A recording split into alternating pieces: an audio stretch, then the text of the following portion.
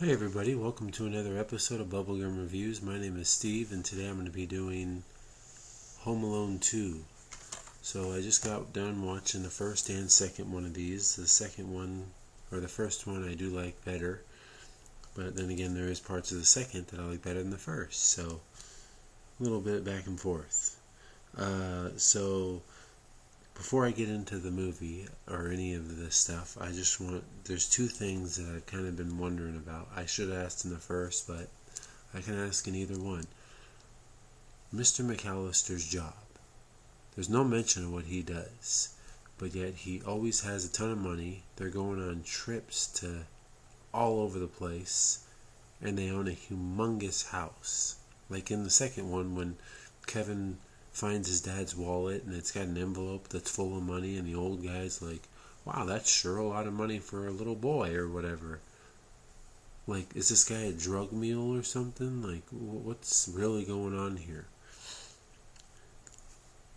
And two, so this kind of pertains to people that have seen the Jeff Daniels 101 Dalmatians. Who is the better group of bad guys? Joe Pesci and Daniel Stern, or Hugh Laurie and the other guy in 101 Dalmatians? I like both of them. I know they're different movies, but I almost feel like it's a tough call because I do like Hugh Laurie a lot as the little sleazy bad guy in that as well. So yeah. So let me know your thoughts on those. I'm always interested to find out what you think. Alright, so let's go ahead and hop right in. We got director again, Chris Columbus. IMDb gave this a 6.8 out of 10. Rotten Tomatoes gave this one a 33%. Dog Bones gave it a 2.5 out of 4. We had a budget of $20 million on a box office of $359 million. So as I said in the first one, this one made like $820 million between the first two movies on a budget of $35 million. I'm sure there's other stuff that's not listed, but still, even say $100 million. That thing made 700 and something million more than the movie's budget. That's pretty damn good for Christmas movies. So my review on this one would be a 7 out of 10. I really enjoyed it. I still enjoyed the music. I enjoyed Harry and Marv, the Sticky Bandits this time. I even enjoyed the addition of Tim Curry and Rob Schneider, even though really they could have done it without him and I still would have liked it. One thing I did kind of not disappointed, but was missing in my opinion, was no John Candy. They should have thrown John Candy in this one like they did in the first one. I don't know, he runs into Kevin in New York or something. That would have been cool, or even the mom or whatever. So with that, my interesting facts here. John Candy was going to do a cameo in this, which, like I said, kind of disappointing he didn't, but it's alright. Another interesting fact, which was kind of funny, apparently in one of the scenes, a pigeon flew into Daniel Stern's mouth, and his response was that was revolting. Obviously, it was the scene with the pigeon lady, I believe the later parts of the movie. So 7 out of 10, great movie. If you haven't seen it, I recommend it. I'm sure everybody's seen it, because if you've seen the first one, you definitely have seen the second, because it's all the same guys returning, and it's still a good movie.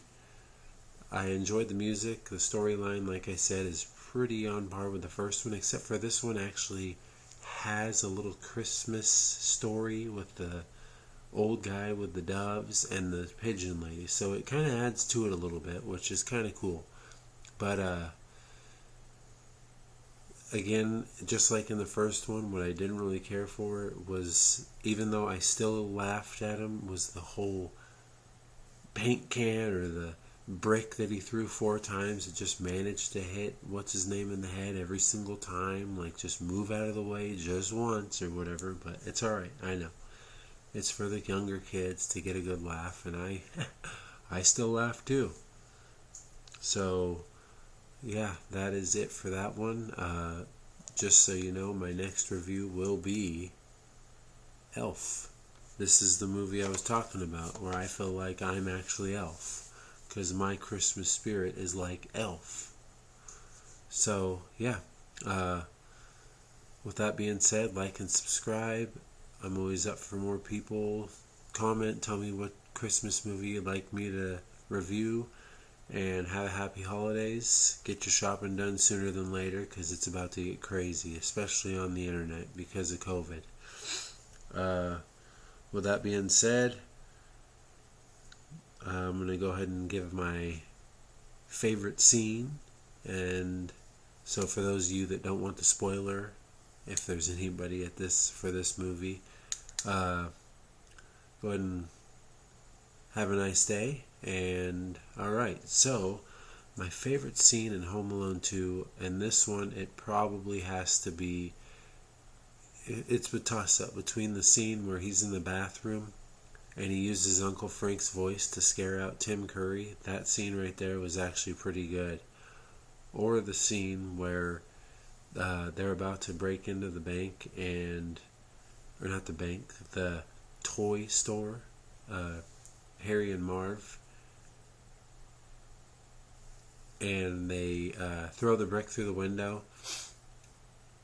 That whole scene right there is really good. Or the one where it first shows, I think this is probably it too, the one where they first show Harry and Marv and they're in the back of that truck that's got fish, and he's like, you know what that smell is?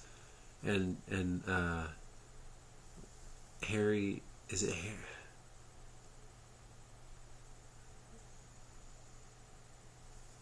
Daniel Stern, let's just say the real name for a second. Daniel Stern's like, fish. And he's like, no, it's such and such. And Daniel Stern's like, no, it's fish. That's another good one. But yeah, like I said, there's a lot of good scenes in this movie. This is a really good movie.